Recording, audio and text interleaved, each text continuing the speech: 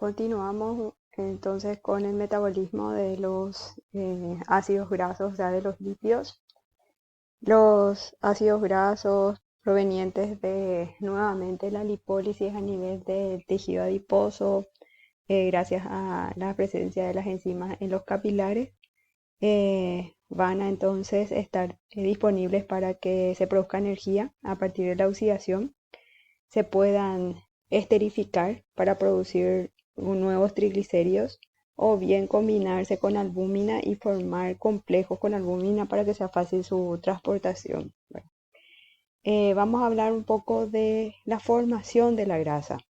Los lugares donde se produce la síntesis de la grasa son el hígado, el tejido adiposo y la glándula mamaria. ¿Y cuál es la materia prima que necesita? La acetilcoenzima A, que se va a obtener a partir de la degradación de la glucosa o bien de las grasas. Y también vamos a ver más adelante que un sustrato puede venir por parte de los aminoácidos, es decir, las proteínas. Se va a producir entonces la formación de esta grasa por medio de un proceso que se llama síntesis de novo, donde los ácidos grasos se van a sintetizar en el citosol a partir de dijimos, sustrato que se llama acetilcoenzima A, que puede originarse desde la glucosa y que se produce en la mitocondria. Por lo tanto, se necesita que estos sean transportados fuera de la mitocondria, ¿verdad? La membrana mitocondrial es impermeable a la acetilcoenzima A. Entonces, ¿cómo sale esa acetilcoenzima A? Por la presencia de una sustancia que se llama citrato, y para eso es necesario que ocurra un gasto energético, es decir, que sintetizar grasa cuesta energía, a eso se refiere. Pero lo importante de esto es saber que de la grasa se forma grasa y no solamente a partir de la grasa, sino que la grasa puede ser originada a partir de la glucosa, que fue absorbida como metabolito final de la degradación de los carbohidratos o bien de los aminoácidos. Entonces, esta síntesis de grasa va a depender de la ración y también de las hormonas, ¿verdad? La ración, ¿por qué? Porque si la ración es rica en grasa, se va a ver inhibida la síntesis por la presencia de acetilcoenzima A y ácidos grasos que van a venir de la ración. Y va a estar estimulada por una ración rica en carbohidratos, por un mecanismo de retroalimentación, porque estos carbohidratos van a presentar sustrato diferente a los ácidos grasos.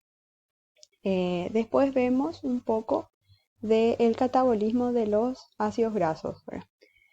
El catabolismo de los ácidos grasos es usar ácidos grasos y esa utilización generalmente se produce por medio de la hidrólisis, eh, hasta que el triglicérido se hidroliza hasta que se producen ácidos grasos y glicerol.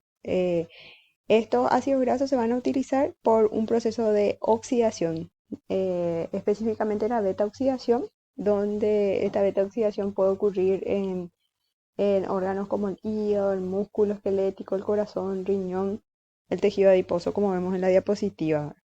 Y nos importa que este ácido graso se desdoble hasta dióxido de carbono y agua para que produzca la energía necesaria. También otro de los procesos metabólicos que nos interesa es la formación de cuerpos cetónicos. Pero antes de llegar a cuerpos cetónicos, vimos que un triglicérido se va a hidrolizar produciendo ácidos grasos y glicerol. El ácido graso por beta oxidación va a producir energía con la producción final de dióxido de carbono y agua. Y el glicerol, que va a quedar después de la degradación del triglicérido, se va a desdoblar hasta glucosa y luego por el proceso de glucólisis hasta energía. Bueno, eso es lo que se refiere con el catabolismo de los triglicéridos. La formación de cuerpos cetónicos, ¿verdad? O la cetogénesis. La cetogénesis puede ser un proceso, o sea, puede ser una situación patológica o puede ser una situación normal dentro del metabolismo de los animales dependiendo de la especie y de repente la finalidad de ese animal. Por ejemplo, en las cabras lecheras, la cetogénesis es un proceso natural en el momento de la producción de leche y consiste en la producción de cuerpos cetónicos porque dentro de la ruta de la utilización de la acetilcoenzima A no está presente uno de las sustancias necesarias para que se cumpla el ciclo de Krebs, que es el oxalacetato.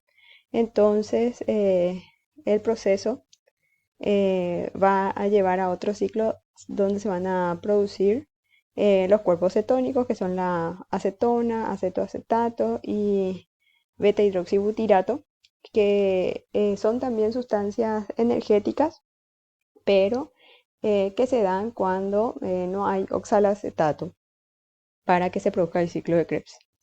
Y como les dije, estos cuerpos cetónicos patológicamente se producen, por ejemplo, en los diabéticos en el humano. ¿Por qué? Porque no existen reservas energéticas. Generalmente una persona que sufre diabetes es alguien que no tiene reservas de grasa en sus estados más avanzados de la enfermedad. Entonces, todos la acetilcoenzima A que se produce por el metabolismo de las grasas sigue la ruta de la formación de los cuerpos cetónicos antes que la formación de tejido adiposo, ¿verdad? Que es una fuente los cuerpos cetónicos son fuentes de energía. En este punto también es importante que nosotros hablemos un poco de la deteriorización o deterioración de las grasas. ¿Por qué? Porque a nosotros nos interesan las grasas como materias primas en la elaboración de una ración, específicamente en monogástricos, que son los que más toleran. Y adquirimos fuentes lipídicas que generalmente están representadas por los aceites y también pueden ser grasas, ¿verdad? Y esto que nos venden puede producirse, o el mal almacenamiento de los alimentos puede producir procesos de descomposición de la grasa. Y tenemos dos presentaciones de esa descomposición. Puede ser hidrolítica, cuando eh, semejante al proceso de digestión, una grasa se va a desdoblar hasta ácidos grasos y glicerol y se va a deber a las lipasas que van a estar presentes en los hongos y la bacteria de el lugar donde estamos almacenando el alimento, ¿verdad? Entonces se va a producir la rancidez hidrolítica y esa rancidez en el caso del hombre suele ser muy negativa porque produce trastorno digestivo. Si hablamos de animales monogástricos en sus primeros estadios también, pero generalmente los animales adultos toleran más ese proceso de daño de la grasa, de la hidrólisis. Y hay otro proceso que se llama oxidación, donde eh, los ácidos grasos de las grasas o bien de los aceites se ven copados o se ven, ¿cómo es? Enlazados con radicales libres que son peróxidos o hidroperóxidos y se producen generalmente en los procesos de la putrefacción y allí vemos que son situaciones que pueden generar realmente daños severos en la salud del animal y hasta la muerte por una oxidación excesiva y un daño celular, liberación de los radicales y por lo tanto eh, podemos ver que el animal puede llegar a morir por un mal almacenamiento de los alimentos. Bueno, hasta aquí nuestra clase de lípidos. En la clase de apoyo de Zoom vamos a estar profundizando aún más con las diapositivas del PowerPoint y vamos a aclarar puntos que de repente no quedaron claros en este apoyo eh, esquemático.